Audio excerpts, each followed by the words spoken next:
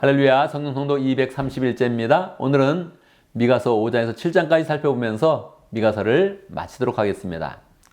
미가서는 4장과 5장에서 하나님의 영광의 회복에 대한 그런 그 말씀이 축복스럽게 주어지고 있습니다. 그리고 이스라엘 상황을 나타내는 그런 그 부분이 1장에서 3장 그리고 6장에서 7장 이렇게 나타나 있습니다. 그래서 양쪽에 이스라엘 죄악과 심판의 그런 메시지가 주어지고 4장과 5장 가운데에서는 하나님의 구원의 그런 그 메시지가 선포되는 그런 구조로 되어져 있습니다. 그리고 맨 마지막 7장의 마지막 부분에서 다시 하나님께서 구원을 약속하시는 그런 내용으로 전개가 되고 있습니다.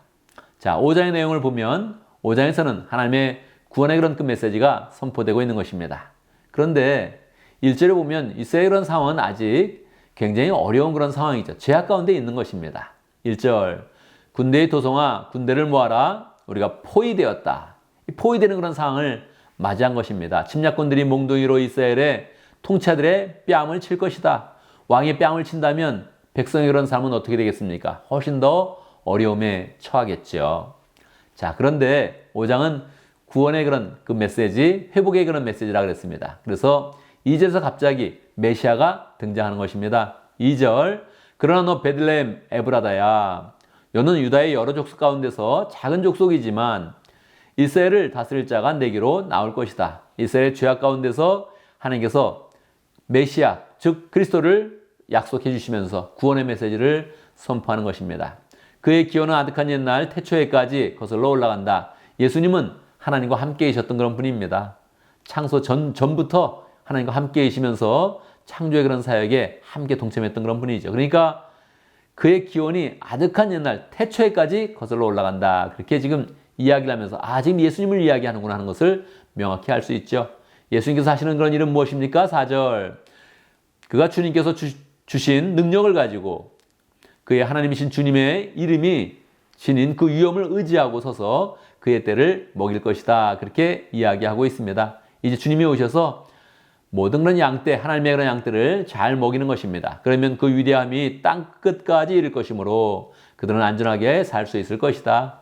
예수님의 그런 은혜 가운데서 하나님의 그런 위대함이 나타나고 그들은 땅 끝까지 풍성하게 하나님의 축복을 누리게 된다. 이렇게 해서 하나님의 구원의 그런 약속이 선포되고 있는 것입니다. 그런데 6장에 가면 다시 현실로 돌아갑니다. 현실은 어떠합니까? 이스라엘 백성의 그런 죄악이 너무 많은 것입니다.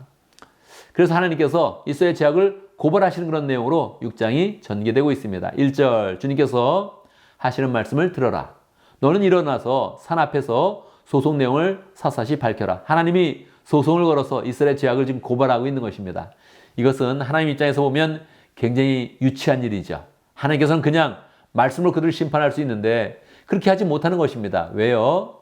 그들이 하나님의 자녀이기 때문에 그들의 죄악을 자꾸 밝히면서 그 죄악을 돌이키시려는 하나님의 그런 그 마음을 나타내고 있는 것입니다. 그렇게 하면서 하나님은 계속 그들의 죄악을 지적하고 8절에서 하나님이 원하시는 그런 그 마음을 정확히 표현합니다. 너 사람아, 무엇이 착한 일인지를 주님께서 이미 말씀하셨다. 주님께서 내게 요구하는 것이 무엇인지 이미 말씀하셨다. 주님이 어떤 것을 요구하실까요? 정확히 표현하고 있습니다. 오로지 공의를 실천하며 인자를 사랑하며 겸손히 내 하나님과 함께 행하는 것이 아니냐. 그래서 하나님이 사랑하는 것은 사람들이 공의를 실천해야 하고 인자를 사랑하고 겸손하게 하나님과 함께하면 계속 하나님의 축복이 있다는 것입니다. 그런데 현실은 어떠할까요? 그렇지 못한 것이죠. 7장 1절, 절망이다. 왜 절망입니까? 안 돌아오는 것입니다. 공의가 없는 것입니다.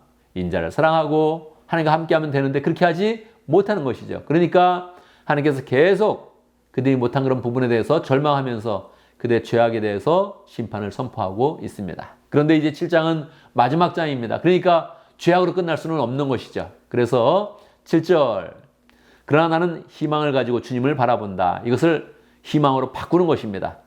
사람에게 의지하는 것이 아니고 주님의 인자와 주님의 은혜에 의지하여서 희망으로 바꾸는 것입니다.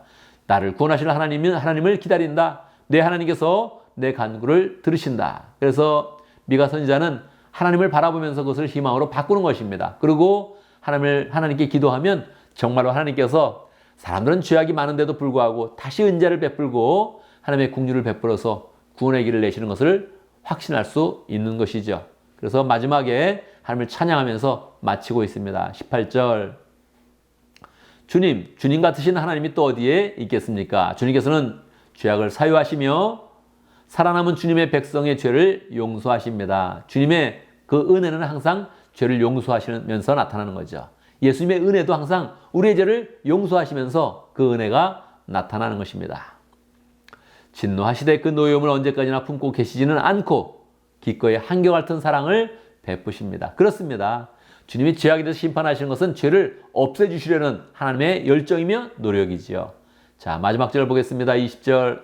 주님께서는 옛적에 우리 조상에게 맹세하신 대로 야곱에게 성실을 베푸시고 아브라함에게 인애를 더하여 주십니다. 그래서 아브라함의 자손, 야곱의 자손에게 인애를 더하여 주신다 하는 것은 그 확신과 기도 가운데서 이제 미가서를 마치게 되는 것입니다.